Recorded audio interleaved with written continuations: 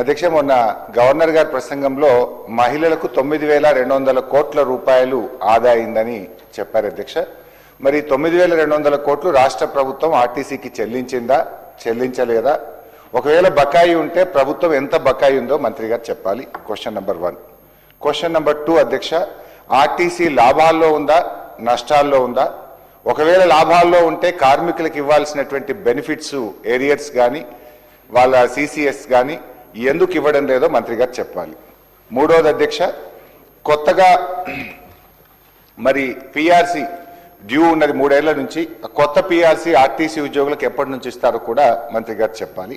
4వది అధ్యక్ష, కాంగ్రెస్ పార్టీ తన మేనిఫెస్టోలో ఆర్టీసీ యూనియన్ పునరుద్ధరిస్తామని చెప్పి మీరు హామీ ఇచ్చారు. ఎప్పట్లోగా యూనియన్ పునరుద్ధరిస్తారో మంత్రి గారు సూటిగా సమాధానం చెప్పాలి.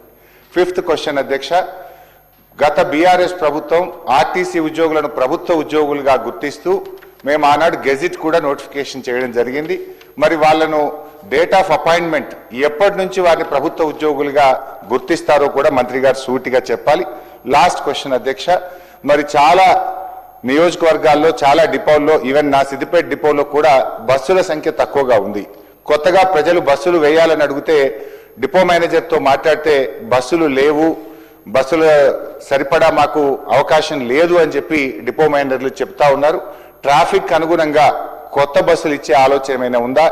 మరి ఇప్పటికే టైం అయిపోయినటువంటి బస్సులను కొత్త బస్సులతో రిప్లేస్ చేసే ఆలోచన ప్రభుత్వానికి ఏదైనా ఉందా?